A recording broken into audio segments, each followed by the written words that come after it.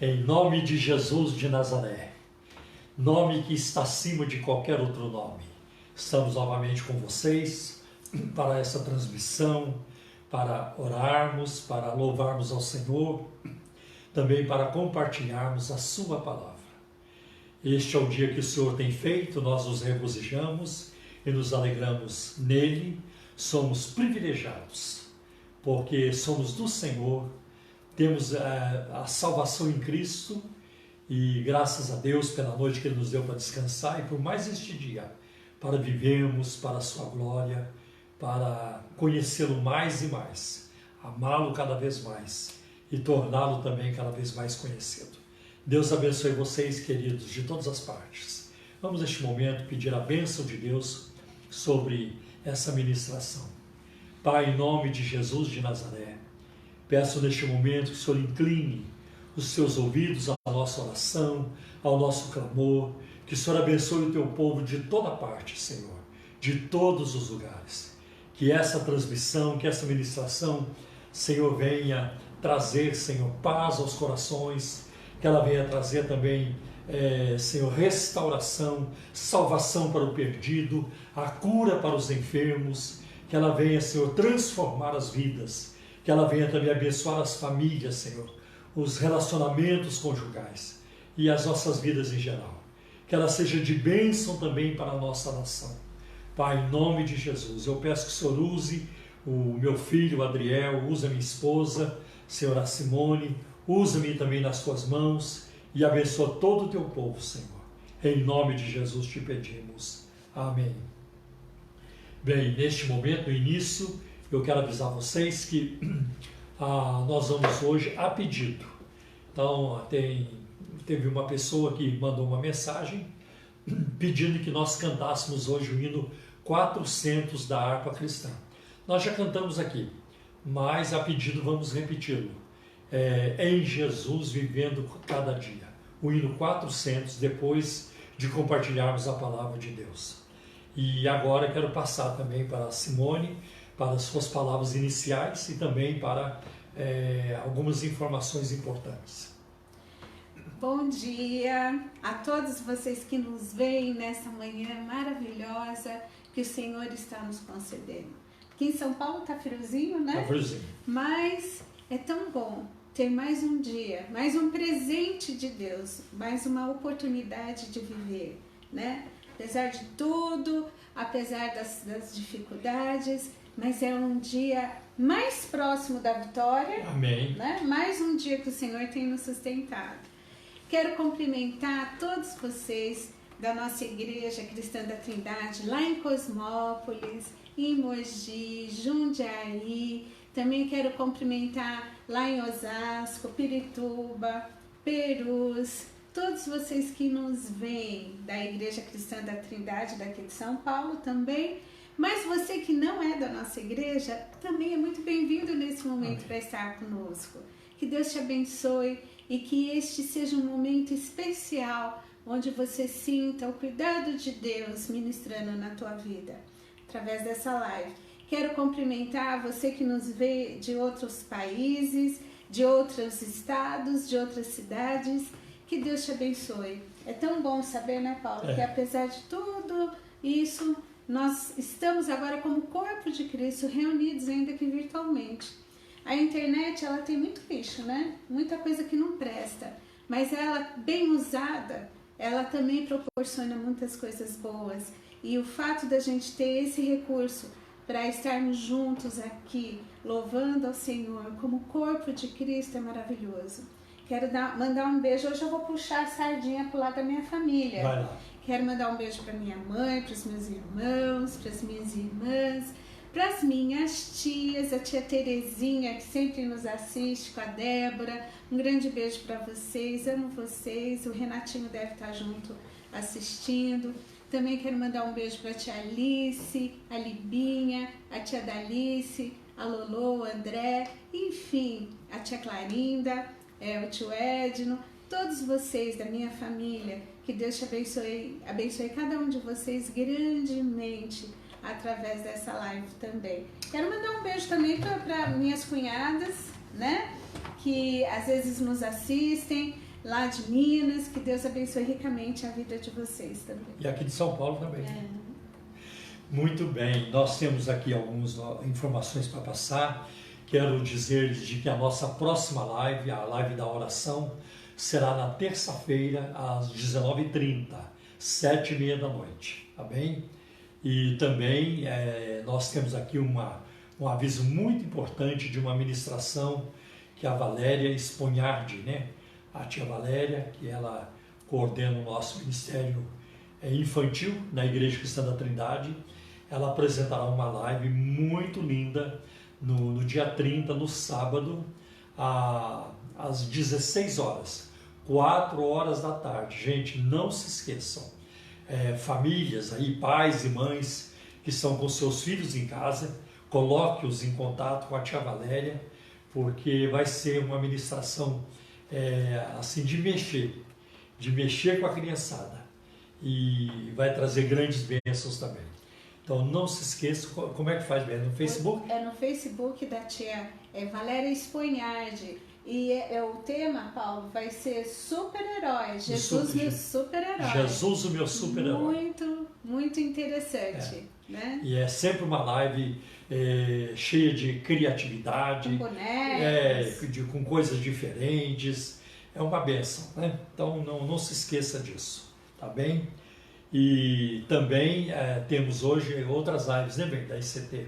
Tem outras lives às 6h30 da tarde com os nossos pastores, né? Você pode ver pelo YouTube, a Igreja Cristã da Trindade em Osasco, ICT Osasco, com o pastor André, às 6h30, né? O André com a Renata vão estar lá falando, vai ser uma bênção. Também o nosso pastor Everaldo, você pode ver pelo Face ICT Pirituba. Ele vai também estar transmitindo uma mensagem maravilhosa. E o nosso pastor Nelson de Almeida, pelo Facebook dele, você também vai poder assistir uma ministração. Ele é o nosso pastor lá em Mogi das Cruzes.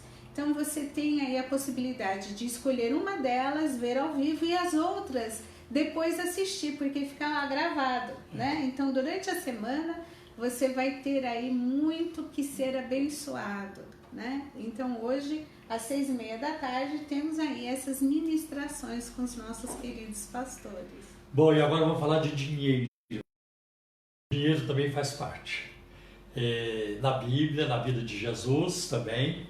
Jesus, no seu ministério, ele precisou também da ajuda de ofertas, de contribuições, e sabemos disso, que o seu ministério foi sustentado por várias pessoas.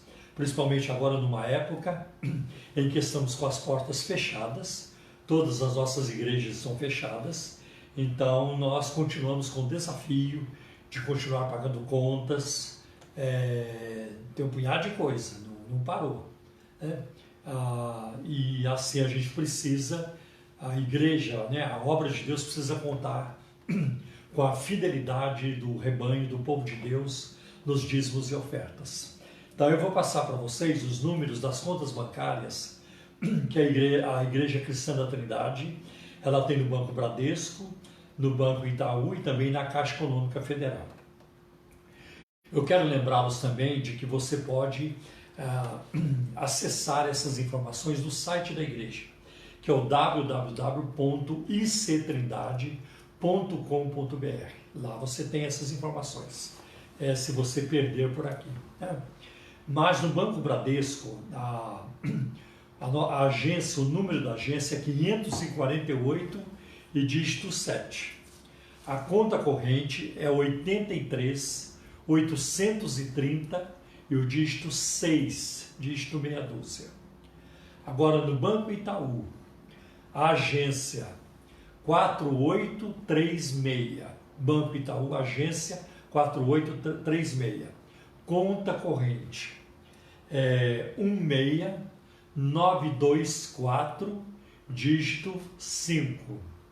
E agora vamos para a Caixa Econômica Federal, a agência 1374, Operação 003.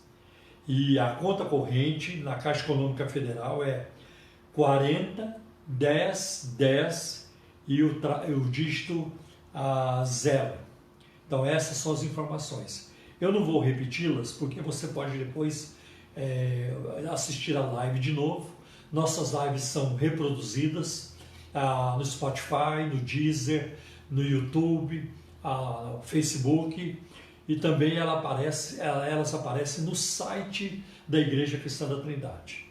Eu quero também fazer menção de um site que nós temos, que eu tenho, que é chamado Projeto CRE, Crenças, Religiões e Ensinos Relacionados, que é um site de apologética e de defesa da fé. E lá tem bom material para você, se precisar, sobre diferentes movimentos, questões doutrinárias, questões e controvérsias também ligadas à fé cristã, tá bem?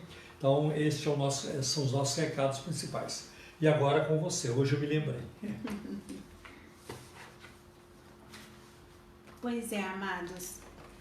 Quero ler com vocês aqui em Provérbios, capítulo 4, a partir do versículo 20. Capítulo 4, versículo 20. Meu filho, atenta para as minhas palavras, os meus ensinamentos, e inclina os ouvidos. Não os deixes apartar-se de teus olhos, guarda-os no mais íntimo do teu coração, porque são vida para quem os acha e saúde para o seu corpo. Sobretudo o que deve guardar, guarda o coração, porque dele procedem as fontes da vida.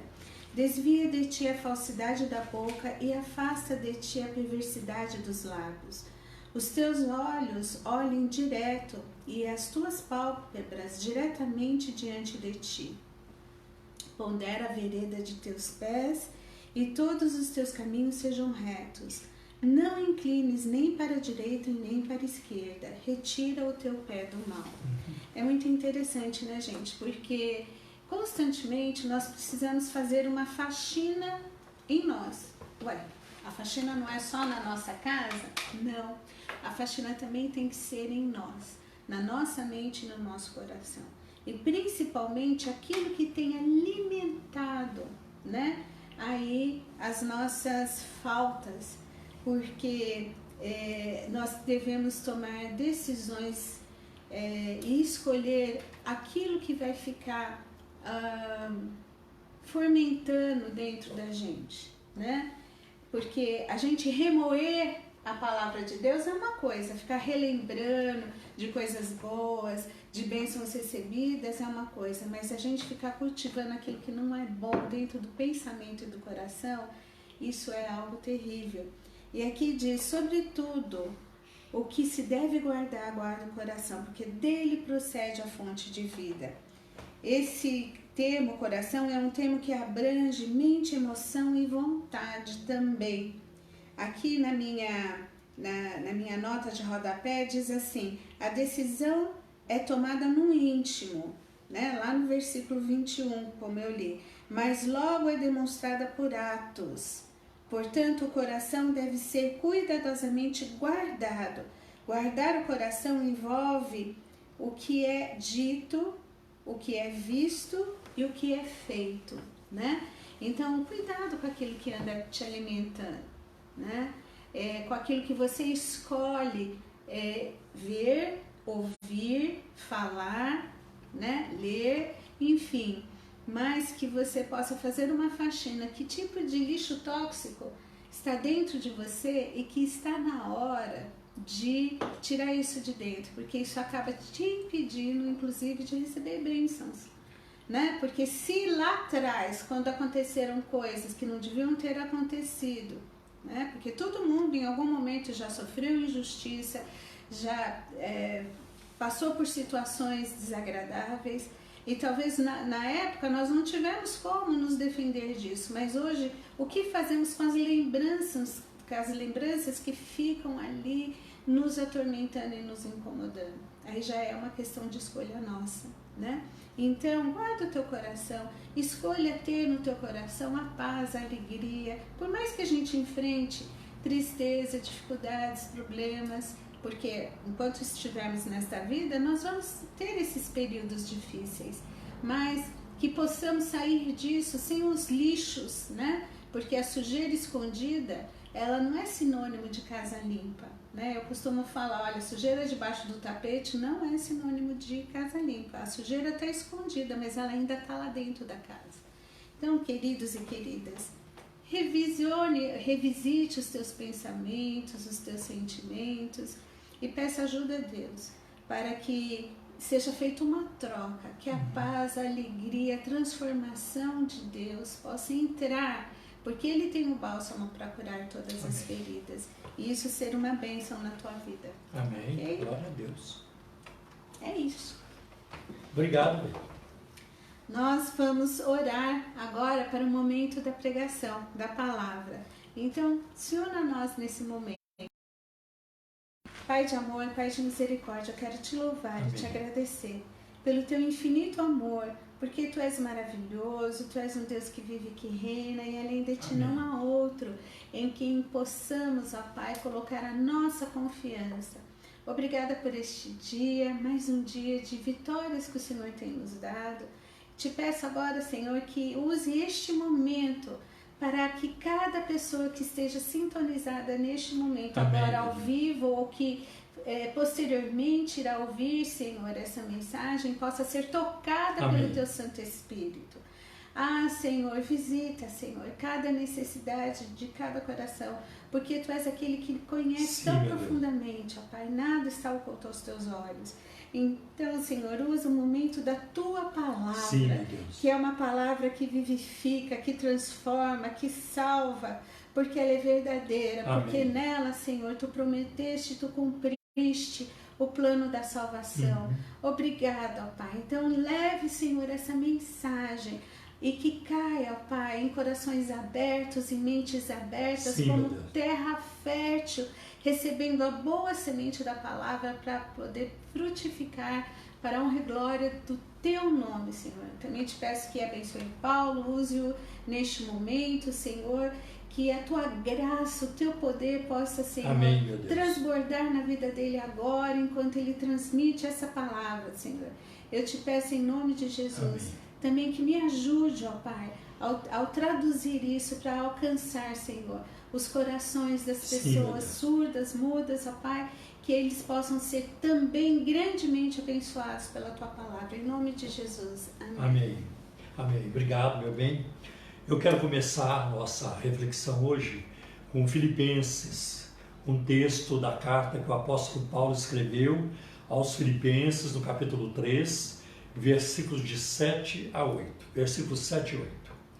Que é Filipenses, capítulo 3, versículos 7 e 8, para iniciarmos. Mas o que para mim era lucro, isto considerei perda por causa de Cristo. Na verdade, eu considero tudo como perda por causa da sublimidade do conhecimento de Cristo Jesus, meu Senhor. Por causa dele, perdi todas as coisas e as considero como lixo para ganhar a Cristo. Nós podemos aqui observar, pelas palavras do apóstolo Paulo, que ele descreve o Evangelho de Jesus Cristo como algo de imenso valor, né? Algo pelo qual vale a pena abandonar qualquer coisa a qualquer outra coisa, renunciar a tudo por causa do Evangelho. Tamanha é a importância do Evangelho. O Evangelho é apresentado nas Escrituras como a resposta final para os problemas do ser humano. Eu acho muito interessante a palavra de Paulo em Romanos capítulo 1, versículo 16, quando ele diz: eu não me envergonho do Evangelho, porque ele é o poder de Deus para a salvação de todo aquele que crê. Deus escolheu salvar o mundo, salvar os que creem através do Evangelho, através da mensagem da cruz, da pregação da cruz. Foi isso que Deus decidiu fazer. E é muito interessante quando a gente, ao refletir sobre isso, que problemas, Que desafios, né? Quais são os desafios dos quais o Evangelho trata, né? E o que o Evangelho oferece sobre isso? A maioria dos nossos problemas tem diferentes aspectos. Nós temos problemas com o mundo. Por exemplo, a nossa situação no mundo muitas vezes é difícil. E agora está sendo dificílima. Nós agora temos o grande desafio dessa pandemia, de como nos proteger, de não sermos contaminados, né? O desafio da sobrevivência, o desafio de um lado da economia, do outro lado o desafio de um lado da saúde, do outro lado da economia. São grandes problemas, são grandes desafios que atravessamos. E isso traz uma carga de estresse muito grande sobre o mundo, né? Sobre o mundo, a sociedade em geral. Nós temos também problemas do coração. Nós sofremos emocionalmente. São muitas emoções negativas que tomam conta de nós. Solidão, depressão, tristeza, angústia. Tem pessoas que são dominadas até por emoções piores ainda, como ódio, né? Eu acho que talvez nenhuma emoção, ela é tão destrutiva como o ódio, quando se odeia alguém, né? Então, às vezes o ser humano é preso nessas emoções e esses desafios, né, os problemas do coração. Também, um outro problema muito sério da humanidade são os comportamentos pecaminosos, né? A sociedade peca muito, nós pecamos muito, e todo tipo de atividade que não agrada a Deus, fazemos coisas erradas, né? Entristecemos a Deus, o Espírito Santo, entristecemos o próximo, né? Isso traz também uma carga muito pesada sobre as nossas vidas, né? E isso baixa a nossa qualidade de vida, no sentido de nós perdemos a alegria, perdemos a comunhão com Deus, não conhecemos a Deus. Para muita gente que vive no pecado, essa pessoa nunca conheceu a Deus, né? Mas nem todos, né? Mas muitos têm um relacionamento com Deus quebrado, né? Muitas pessoas têm um relacionamento com Deus, outras têm um relacionamento meia boca e outras não têm relacionamento com Deus nenhum. Muitas pessoas não sabem adorar a Deus e não adoram a Deus de uma forma mais profunda como gostariam. Tem pessoas no mundo que nunca disseram para Deus: obrigado, Senhor, eu te amo, Senhor, ou ajuda-me, Senhor. Isso acontece também. Então o Evangelho nos ajuda nesses desafios e nesses problemas também. Por exemplo, o Evangelho, ele nos ajuda a conhecer a Deus, né? Podemos conhecê-lo mais profundamente. E foi por isso que Cristo veio. Uma das razões por que ele veio foi para revelar o Pai, para mostrar quem é o Pai. E ele faz isso com maestria, né? Ele faz isso de uma forma plena, completa, né? E uma das figuras mais lindas que Cristo apresenta sobre o Pai é na parábola do filho pródigo, né? Que eu não vou contá-la hoje, mas ela é muito interessante, como ali se expõe, né? Demonstra o amor do Pai por um filho rebelde que o abandonou e depois quer voltar para casa e é recebido então com muito amor, um acolhimento amoroso. E nós então, o Evangelho nos ajuda a conhecer a Deus. Olha o que o profeta Oséias escreveu no capítulo 6 e no versículo 3. Conheçamos e prossigamos em conhecer o Senhor. Como amanhecer, a sua vinda é certa. Ele descerá sobre nós como a chuva, como chuva fora de época que rega a terra. Interessante o convite do profeta. Conheçamos e prossigamos em conhecer o Senhor. Ninguém conhece a Deus de um vislumbre. Ninguém conhece a Deus simplesmente através do primeiro contato ou de um único contato. Ninguém conhece a Deus apenas no único culto ou numa única leitura da Bíblia. É preciso que haja, perdão, uma constância, uma busca constante. E o conhecimento de Deus, ele vai se abrindo diante de nós, na nossa mente, no nosso coração e na nossa experiência de vida também, né? Eu acho muito interessante que na medida em que vamos vivendo, nós vamos somando conhecimento a respeito de Deus, da obra de Deus. Isso é muito interessante também.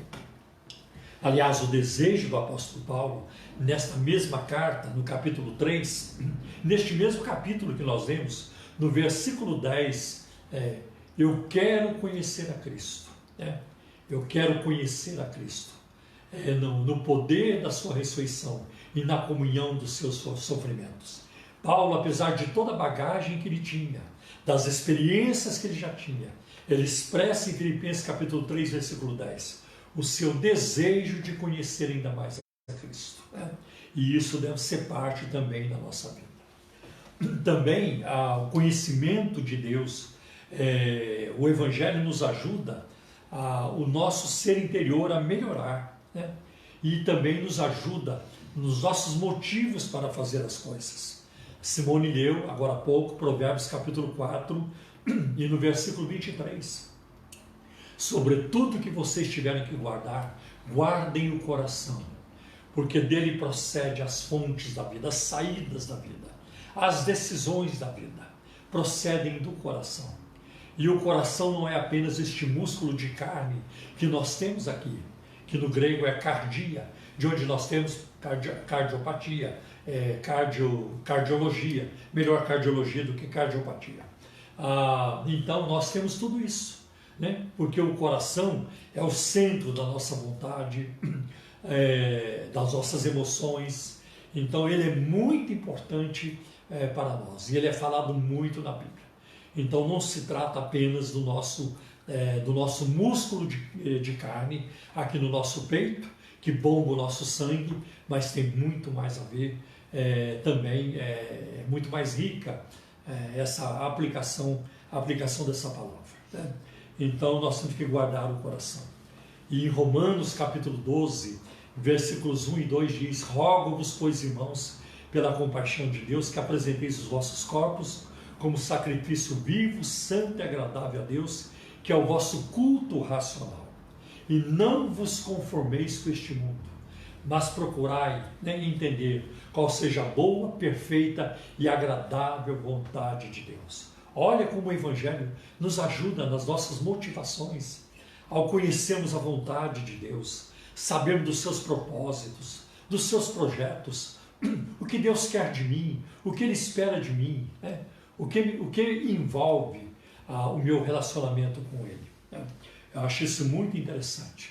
Depois de um terrível pecado, o rei Davi, depois que ele cometeu adultério com a Betseba e ainda planejou o assassinato do esposo dela, do Urias, e o pecado dele, né, trouxe uma grande consequência para a sua vida. Ele chegou a ficar doente, ele ficou em frangalhos, né? E por um longo tempo, aquele pecado pesou sobre ele, até que ele confessou o seu pecado. E o Salmo 51 revela essa confissão de Davi. Ele procura Deus, depois que ele é exposto pelo profeta Natan. O profeta Natan trouxe o seu pecado diante dele, né? E manifestou diante dele, e ele então foi buscar o perdão de Deus. E o Salmo 51 revela essa busca do perdão e do arrependimento do rei Davi. E ele começa o Salmo dizendo: tem misericórdia de mim, ó Deus, tem compaixão de mim. Gente, pecar como Davi é fácil, o duro é arrepender-se como ele. Mas ele se arrependeu. Tanto que no versículo 10, ele ora assim: cria em mim, ó Deus, um coração puro, e renova dentro de mim um espírito inabalável. Uma outra versão vai dizer um espírito firme. O que quer dizer isso? Eu quero ter uma disposição, Eu quero ter uma forma de agir que nada vai me forçar a fazer aquilo que eu não quero, que nada vai me levar a fazer aquilo que é desagradável aos olhos de Deus ou que é pecado diante de Deus. Vamos introduzir a palavra pecado, porque ela está desaparecendo das pregações. Aquilo que é pecado diante de Deus, aquilo que vai ofender a Deus, aquilo que vai trazer transtorno para a minha vida. Então, que eu tenha o espírito inabalável, um espírito firme, que seja como uma muralha fortificada, que resiste a qualquer ataque, que a nossa disposição, a nossa forma de agir, de pensar, tudo em nós, venha a ser assim, que não vai ceder às pressões do pecado, das tentações e das investidas do inimigo, de Satanás.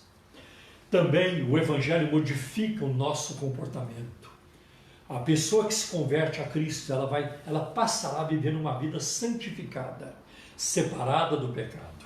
E eu quero ler com vocês um texto que está na carta do apóstolo Paulo em Colossenses, capítulo 3, versículos de 5 a 10, Paulo escreveu assim: portanto, esse portanto aí liga a uma sentença anterior. E nessa sentença anterior, Paulo já vai dizendo, desde o primeiro versículo de Colossenses capítulo 3, portanto, se já ressuscitaste com Cristo, buscai as coisas que são de cima, onde Cristo está sentado à destra de Deus. Buscai as coisas que são de cima e não as que são da terra. Porque já estáis mortos e a vossa vida está escondida com Cristo em Deus. Quando Cristo, que é a nossa vida, ou que é a vossa vida, se manifestar, também vós vos manifestareis com Ele em glória. E agora ele começa, aqui no versículo 5. Portanto, façam morrer tudo que pertence à natureza terrena de vocês, a natureza carnal, a nossa natureza pecaminosa, imoralidade sexual, impureza, paixões, maus desejos e a avareza, que é a idolatria. Olha aí, a avareza, a obsessão por dinheiro. O apóstolo Paulo, a Bíblia coloca como uma forma de idolatria, é como adorar um ídolo. O que por causa dessas coisas é que vem a ira de Deus sobre os filhos da desobediência. Vocês também andaram nessas mesmas coisas no passado, quando viviam nelas. Agora, porém, abandonem igualmente todas essas coisas: ira, indignação, maldade, blasfêmia, linguagem obscena. No falar, não mintam uns aos outros, uma vez que vocês se despiram da velha natureza com as suas práticas e se revestiram da nova natureza que se renova para o pleno conhecimento, segundo a imagem daquele que a criou. Veja bem o que a Bíblia, o que o Senhor espera de nós, que estilo de vida Ele espera de nós. O Evangelho ajuda os nossos sentimentos, podemos ter mais paz e mais alegria. Filipenses 4,7, Paulo diz isso. E a paz de Cristo, para o qual fosse chamado, guardará os vossos corações. A paz de Cristo que excede todo entendimento. E também um texto muito citado, e citado principalmente durante essa pandemia, é João capítulo 16, versículo 33. Jesus diz: eu tenho-vos dito isto para que em mim tenhais paz. No mundo tereis aflições. No mundo tereis, eu vou parafrasear, no mundo tereis pandemia. Mas tende bom ânimo, eu venci o mundo. O Evangelho nos ajuda nas nossas circunstâncias ao redor.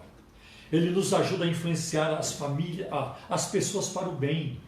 É tão bom quando um crente tem um bom testemunho, numa universidade, numa sala de aula, no trabalho, numa empresa. É tão bom isso. Eu me lembro quando eu trabalhava na Embraer. Eu era novo convertido, mas a minha vida era uma vida muito abundante, de testemunho, de falar do amor de Deus. E pela misericórdia de Deus eu tinha o respeito dos colegas de trabalho na Embraer, na fábrica de aviões, como também o respeito dos meus superiores. E isso acontecia continuamente. Às vezes eles estavam lá com umas conversas meio enviesadas, umas conversas que não eram apropriadas, piadas e outras coisas que eles conversavam. Quando eu ia chegando, quando eu me aproximava, ele, o irmão está aí, o irmão, muda o assunto, o irmão chegou.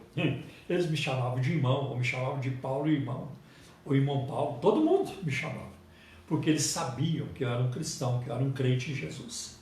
Então é muito importante, né? Eu louvo a Deus pelo tempo que eu passei na Embraer, na fábrica de aviões. Foram 8 anos muito bem vividos, que alegria. Eu trabalhava com prazer, né? Eu trabalhava com prazer. Eu ia levantava cedo para ir trabalhar, eu já ia cantando, chegava na fábrica cantando, trabalhava cantando, né? Sentia a presença de Deus, né? Às vezes, eu estava lá debaixo da fuselagem do avião, montando uma peça, e eu tinha que correr para o banheiro para chorar. Eu começava a sentir a presença de Deus e ia para o banheiro chorar, né? E às vezes, isso acontecia também, eu ia para uma parte da fábrica onde tinha uma janela para fora, eu ficava vendo o mundo lá fora. Senhor, me leva para pregar a Tua palavra, né? Ganhamos almas lá, né?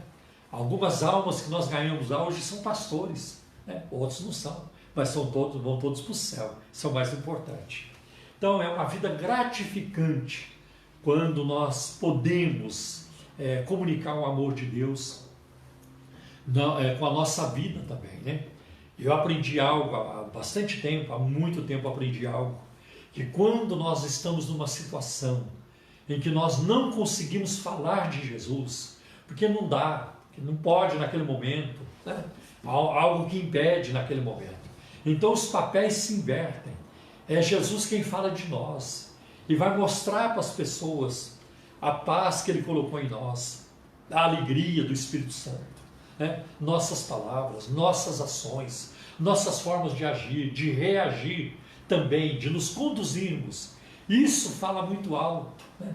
Por isso que o apóstolo Paulo diz que a nossa vida é como uma carta lida, é uma carta aberta. As pessoas vão ler a palavra de Deus através de nós, né? Acho isso muito importante. Aliás, o próprio Senhor Jesus, ele trata disso no Sermão do Monte. A partir do versículo 13, vós sois o sal da terra, né? Vocês é que vão dar sabor à vida, às circunstâncias, né? É vocês. O tempero da vida depende de vocês, né? E aí ele diz depois, né? Vós sois a luz do mundo, né? Não se pode esconder uma lâmpada. Uma cidade edificada sobre um monte não se pode esconder. Como também a luz não é colocada num lugar onde não possa iluminar, né? Assim também Jesus diz, brilhe a vossa luz diante dos homens, para que vejam as boas obras de vocês, né? As práticas boas de vocês, as ações positivas de vocês, né?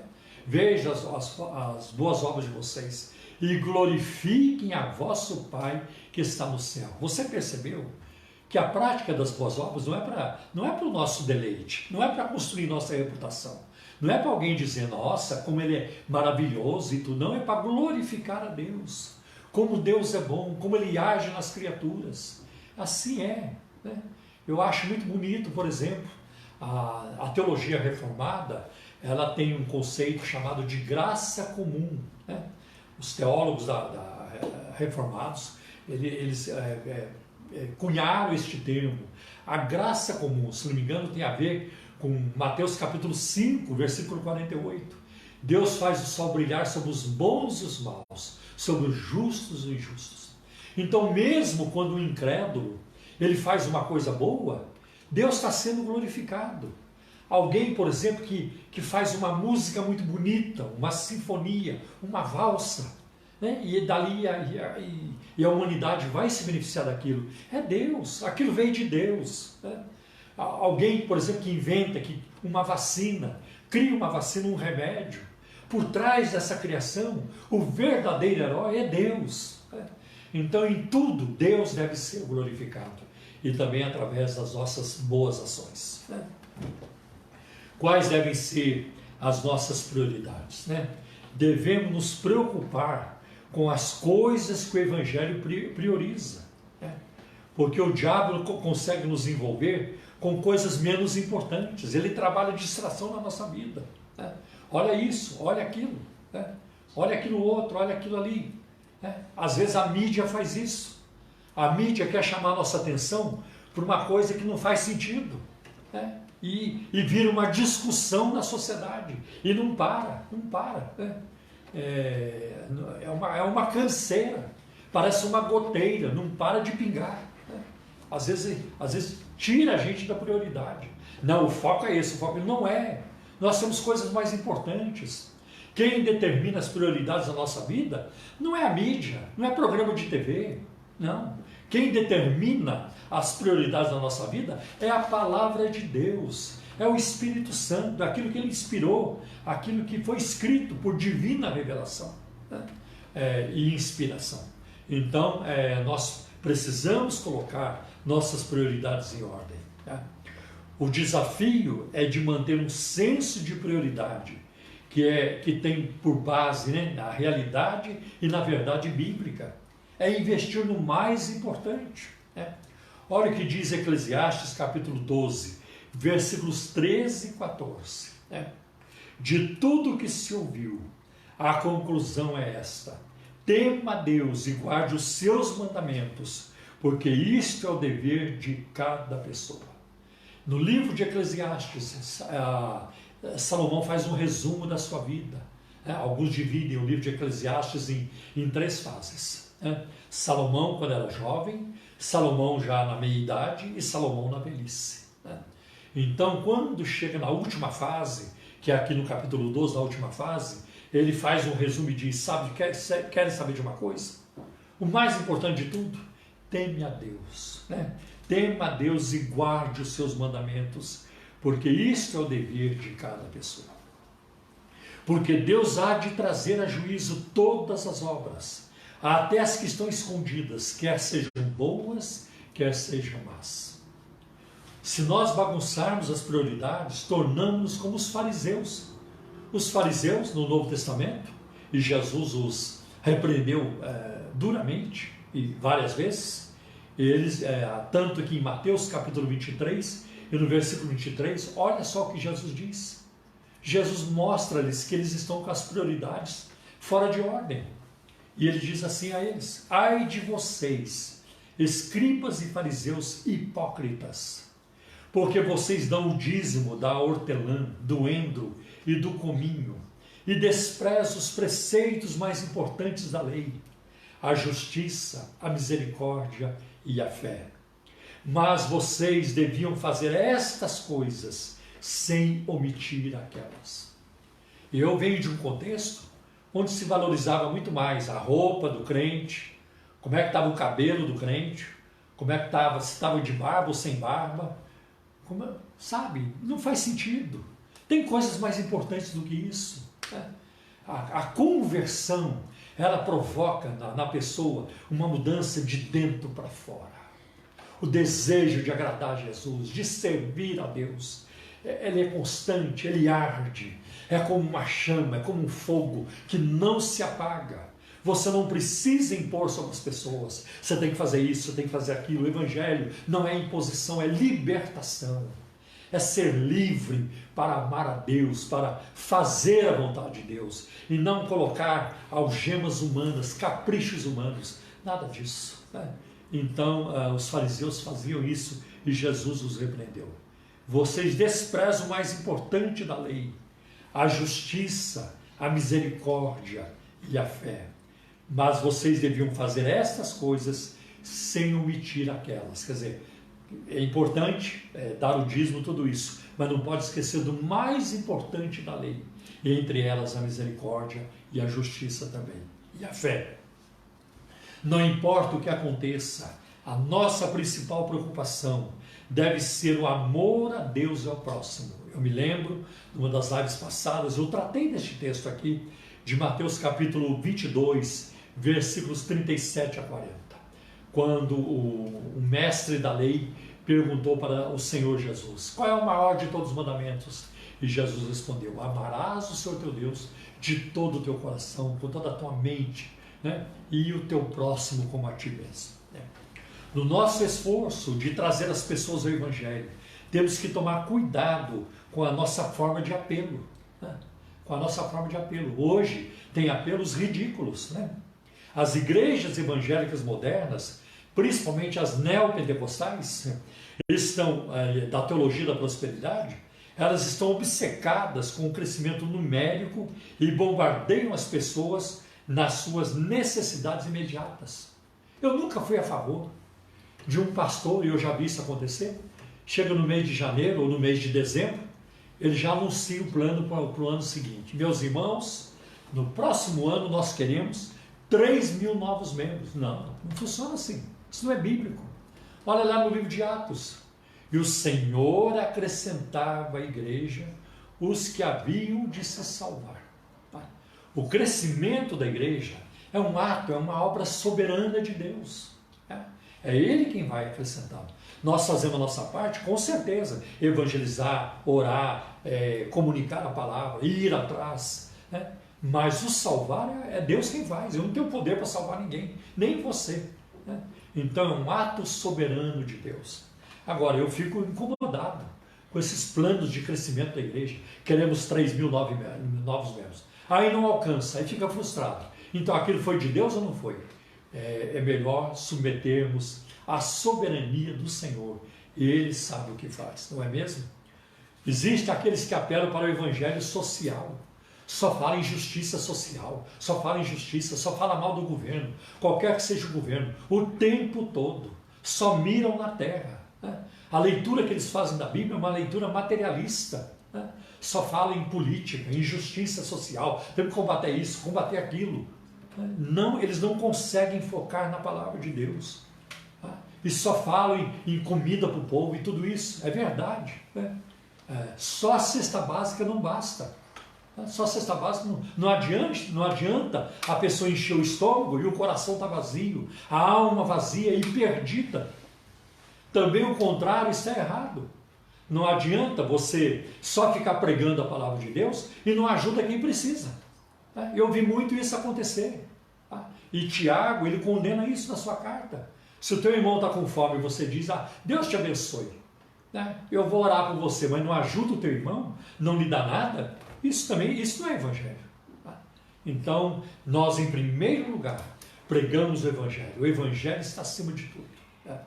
Porque é muito importante isso.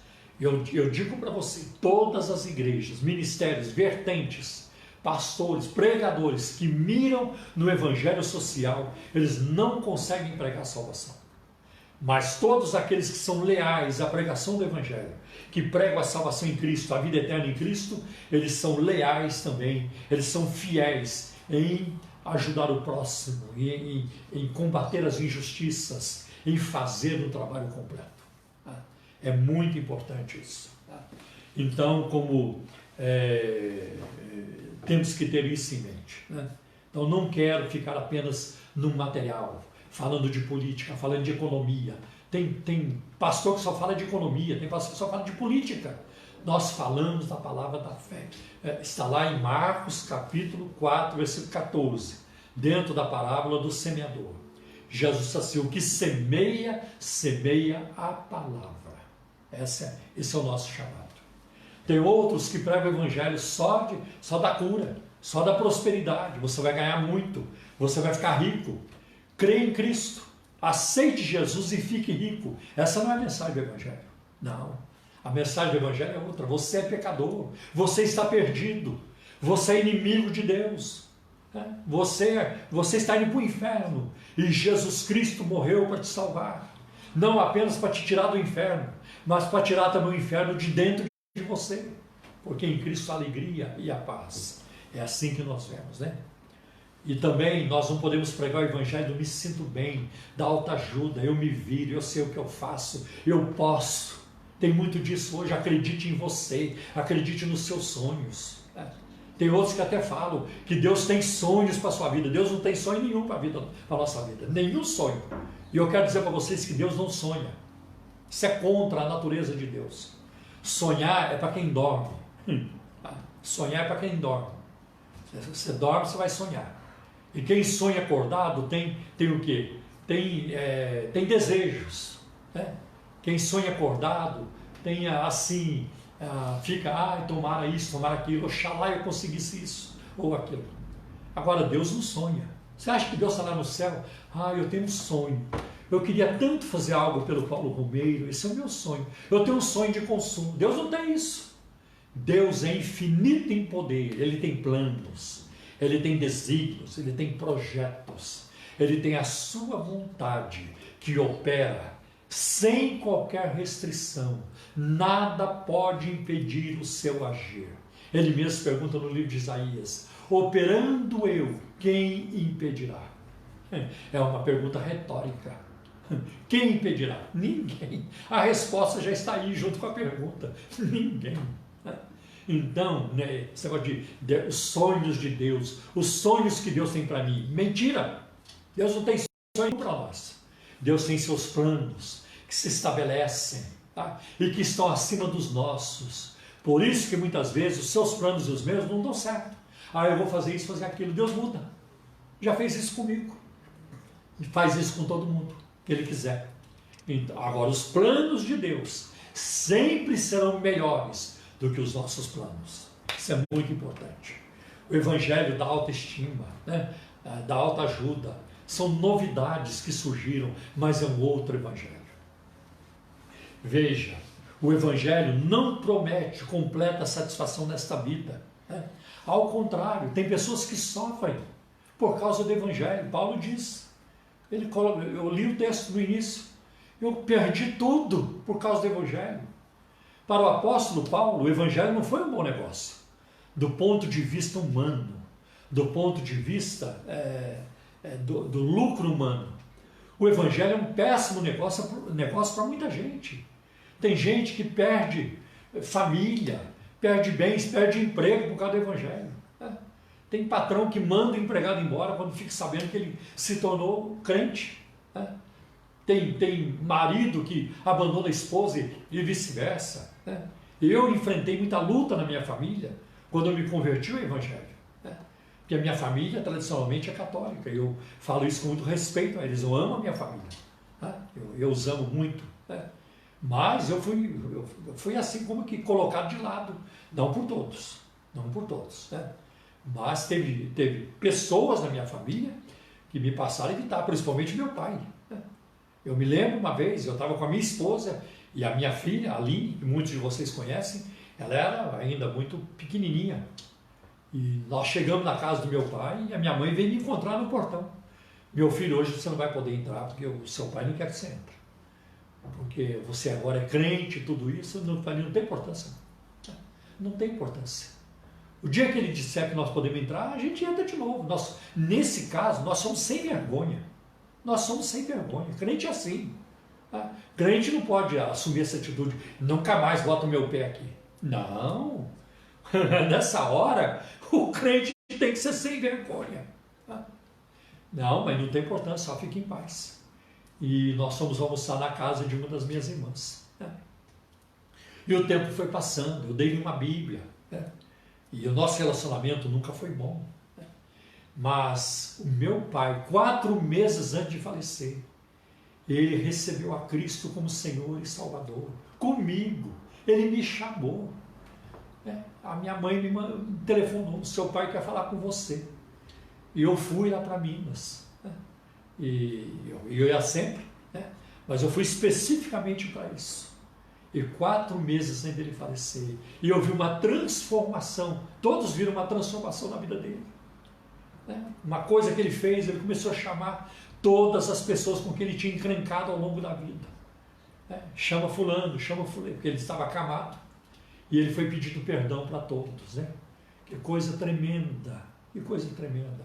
Esse é o poder do Evangelho. É o poder do Evangelho. Então o Evangelho não veio para trabalhar conforto na nossa vida. Não é esse papo que você está ouvindo hoje na televisão, nas mídias sociais. Não é esse papo que você ouve nessas mega igrejas. Deus quer você rico, Deus quer que você coma o melhor da terra, Deus quer você com roupa de grife, você tem que andar de carrão, andar de Fusca é maldição, né? Morar num apartamento pequeno é maldição, você tem que morar em mansão. Isso é um papo do fundo do inferno. Isso não é evangelho. Isso não é evangelho. Claro que Deus pode dar isso para um crente. Sim, pode dar. E é uma bênção quando dá. Tem muitos crentes ricos, né? E vivem uma vida agradável a Deus. Usam parte dos bens que eles têm para ajudar a obra de Deus, missões, evangelismo, ajudar os que necessitam. Isso é maravilhoso, né? Agora, o foco do Evangelho é o Senhor Jesus, é a vida eterna, é o sangue do Cordeiro, é a sua morte de cruz, é a sua ressurreição. Olha o foco dos apóstolos na pregação. A gente já percebe isso em 1 Coríntios 15, logo no início do capítulo. Eles focavam em duas coisas: Cristo morreu e ressuscitou. Cristo morreu e ressuscitou para a nossa justificação, para a nossa salvação. Isso oferece alguma ajuda na nossa vida? O Evangelho oferece, né? O que o Evangelho realmente promete é o céu, completa comunhão com Deus por toda a eternidade. Qual é o bem material na face dessa terra que pode superar isso? Qual é? O quê? Qual é o dinheiro neste mundo que pode superar isso? Nada. Nada. Então eu vejo, por exemplo, quando os apóstolos, acho que foi Pedro quem perguntou para Jesus em Marcos capítulo 10, versículo de 29 a 31, Senhor, nós deixamos tudo para te seguir. O que vai ser de nós? E Jesus responde, não há ninguém que não tenha deixado pai, mãe, irmãos, filhos, né? Esposa, marido, sei lá, não sei se está essa palavra lá, mas o sentido é esse. Bens por amor de mim, que não hão de receber nesta vida 100 vezes mais, e na vida futura, a vida eterna, né? Então essa é uma coisa muito interessante. O apóstolo Paulo também trabalha essa questão em 1 Timóteo capítulo 4, versículo 8. Pois o exercício físico tem algum valor, mas a piedade tem valor para tudo, porque tem a promessa da vida que agora é a promessa que há de vir, né? Então nós temos tudo isso em nós, para o nosso favor, né? Trabalhando a nosso favor. Que bênção, né? C.S. Lewis, grande defensor da fé britânico, ele diz, é perda de tempo bater na porta do céu procurando conforto terreno. Não é o tipo de conforto que eles fornecem ali, não é. Tá? Nós somos confrontados com uma verdade terrível quando nos encontramos com o Evangelho, né? Nós ficamos sabendo que o mundo está irremediavelmente perdido. Olha o que diz Eclesiastes 1:15. Aquilo que é torto não pode ser endireitado, e o que falta não pode ser contado. Olha Eclesiastes 7, versículo 13. Observe as obras de Deus, pois quem poderá endireitar o que ele fez torto? E olha Eclesiastes 7, 29. O que descobri é tão somente isto, que Deus fez o ser humano reto, mas ele se meteu em muitos problemas. Deus fez tudo bem, mas os homens buscaram outras invenções, né? Então nós temos aí o desafio, né? O alerta, a advertência da Escritura, de amarmos a Deus e de nos distanciarmos do mundo com seus pecados, para viver uma vida agradável diante do Senhor, né? O que mais deve nos atrair ao Evangelho é a promessa de começar a conhecer a Deus nesta vida e viver com Ele eternamente depois. Agora, irmãos, é só o curvê, aquela entradinha da refeição. O que nós estamos recebendo hoje é só o curvê, né? A entrada, é só a entrada. O banquete principal ainda virá, ainda virá. É o que nós vemos, por exemplo, em Apocalipse capítulo 22, versículo 4. Para mim, uma das promessas mais lindas da Bíblia. E verão o seu rosto. Eu chamo de a sobremesa da vida espiritual. É a coisa mais importante da vida espiritual. Ver o rosto do Senhor, né? Que bênção, né? Mateus capítulo 5, versículo 8, Jesus disse: bem-aventurados limpos de coração, porque eles verão a Deus. Que bênção! Conhecer a Deus é tudo que importa. E é isso que torna possível o nosso maior progresso nessa vida. É a chave para qualquer progresso possível em todas as outras áreas. Quando você está bem com Deus, está bem na vida espiritual, as outras coisas também começam a ficar bem. O casamento melhora, o trabalho melhora, o relacionamento com as pessoas melhora. Tá? As pessoas começam a se aproximar de você sentindo paz. Elas sentem alegria. Quando você está bem com Deus, quando o Espírito Santo habita em você, e você tem a paz do Senhor, a alegria da salvação, as pessoas ao redor, elas sentem. É uma coisa incrível. Você se torna uma pessoa mais simpática. E as pessoas se aproximam. Olha, isso aí ajuda muito nos negócios, no trabalho, em todas as áreas da nossa vida. Você dorme melhor. É uma bênção. Conhecer a Deus, isso deve ser a atração principal do Evangelho. Isso deve ser a fonte, o centro da nossa paz. E vale a pena deixar tudo, o mundo e tudo, por amor. Se eu perguntasse para você, neste momento, no que consiste o cristianismo? No que consiste o Evangelho? Sentir-se melhor? Ter menos rugas no rosto? Perder menos cabelo? Ou conhecer e adorar a Cristo como a esperança do céu? Estar com Deus na eternidade. É nisso o que consiste o Evangelho. Você conhece a Deus? O Evangelho nos convida a conhecer o amor de Cristo, que ultrapassa todo entendimento, para que sejamos cheios de toda a plenitude de Deus. Isso está em Efésios capítulo 3, versículo 19. Só tem valor nesta vida aquilo que fazemos para Deus. E o que não é importante para Deus não pode ser importante para nós. O que não é importante para Deus não pode ser importante para nós. O que não é importante para nós na eternidade não vai ser importante para nós também nesta vida. Amém, meus irmãos? Deus abençoe vocês com esta meditação. Vamos orar. Pai, em nome do Teu Filho Jesus, eu Te agradeço pela oportunidade de abrir a boca hoje e falar a Tua palavra. Continue, Senhor, nos abençoando, nos ajudando a crescer no conhecimento de Ti. Usa esta mensagem também para a salvação dos perdidos, para abrir os olhos aos cegos, para revelar-lhes a Jesus Cristo como único Senhor e Salvador. Em nome de Jesus te pedimos. Amém. Amém. Agora vai vir a nossa parte do louvor, com a música, e o Adriel já está ali no teclado, e nós vamos então louvar o Senhor, como foi anunciado no início dessa ministração. Nós vamos louvar o Senhor com o hino 400, em Jesus vivendo cada dia.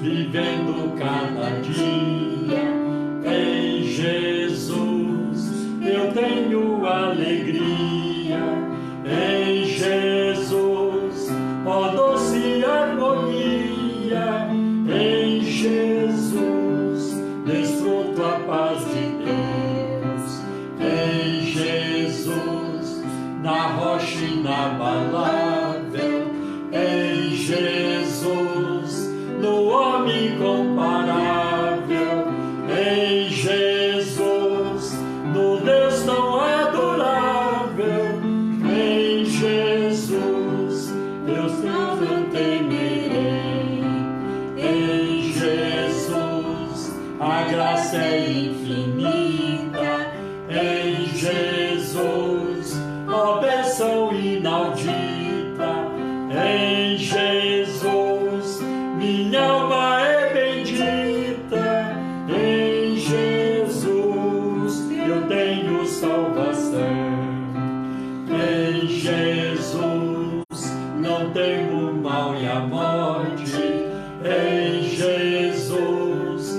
estou firmado e forte em Jesus, meu barco rumo ao norte. Em Jesus eu sempre hei de vencer. Este hino, né? Todas as linhas, né, mencionam o nome de Jesus. Que hino rico de Jesus, né? Que bênção. E isso descreve como deve ser a vida do cristão este ano, em Jesus. Vamos neste momento então orar, pedindo a bênção de Deus sobre nossas vidas, sobre o Brasil, a nossa nação, sobre as outras nações. Vamos orar em relação a esta pandemia que se abateu sobre nós, para Deus nos guardar. São muitos motivos de orações. Quero apresentar também diante de Deus agora todos os pedidos de orações que têm chegado através dessa transmissão, desta live, dos que vão chegar depois também, e dos pedidos que chegaram durante a semana em todas as nossas redes sociais. Eu tenho apresentado a Deus, eu tenho jejuado também por esses pedidos, para que Deus dê vitória, né? E nós temos muito a celebrar. Embora exista dor de um lado, muito luto de um lado, mas pela misericórdia de Deus, as vitórias têm superado as perdas, né? Então vamos orar pelas famílias enlutadas também, por aqueles que estão enfermos, estão recebendo tratamento, outros já estão fora de perigo, mas ainda estão isolados. Vamos orar pelos nossos irmãos, né, que estão na frente de batalha aí nos hospitais, né, atendendo todos eles envolvidos. Amém, meus irmãos? Oremos então. Pai querido, em nome do Teu Filho Jesus, nosso divino mediador, nós buscamos a Tua face neste momento, em favor, Senhor, de todas as pessoas que estão enfermas, lutando, Senhor. Tem misericórdia e socorre a cada uma.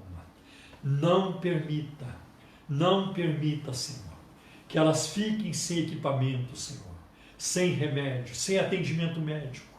Senhor, livra as pessoas da morte, cura os enfermos, porque o Senhor tem poder para isso. O Senhor é um Deus de infinito poder.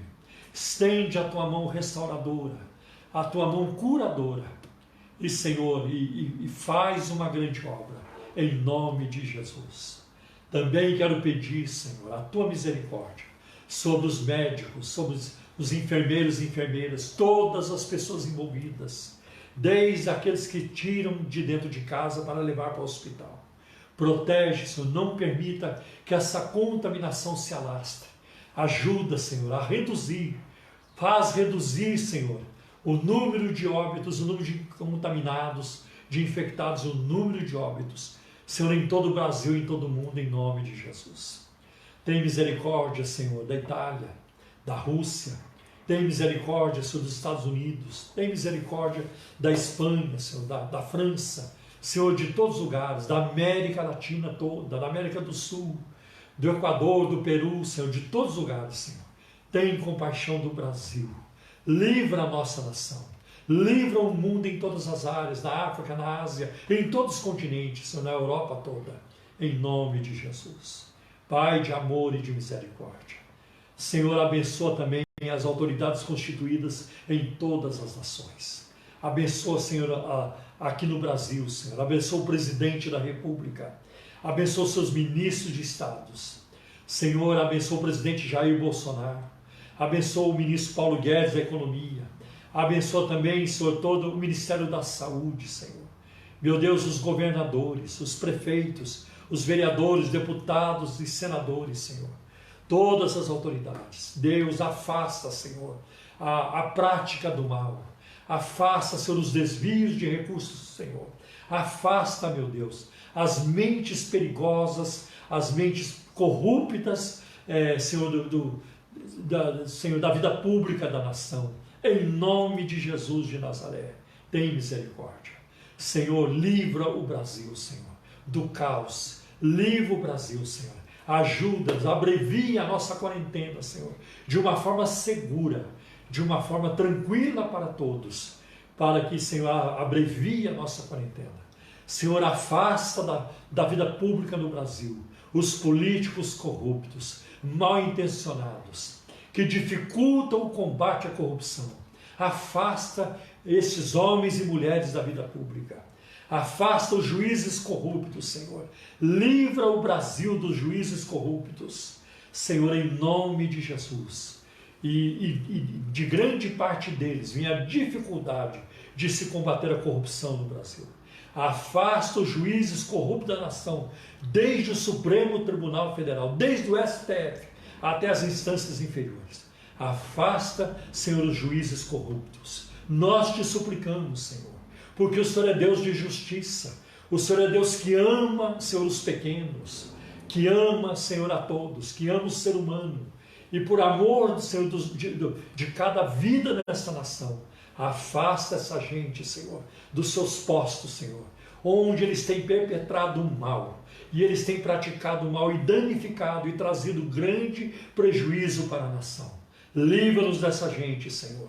Nós te pedimos, Senhor, em nome de Jesus. Abençoa o teu povo, todos os irmãos da Igreja Cristã da Trindade, seus pastores, nossas crianças, adolescentes, nossos jovens e adultos, os idosos também, todos eles. Cuida, Senhor, em todos os lugares, Senhor. Cuida dos nossos irmãos também de outras denominações.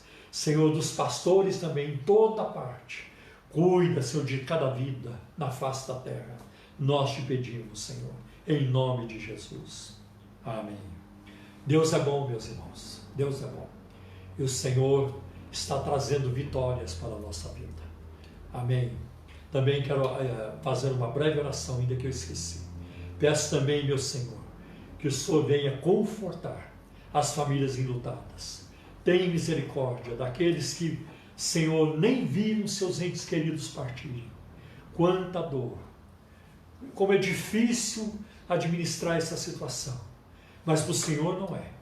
O Senhor sabe colocar ali a alegria do Espírito Santo, o conforto do Espírito Santo, o fortalecimento no coração de cada um. E nós te pedimos isso, em nome de Jesus. Amém. Amém. Deus abençoe e até na terça-feira, às 19h30, 7h30 da noite, para a nossa administração de oração. Deus abençoe vocês com uma semana de vitórias, de alegria.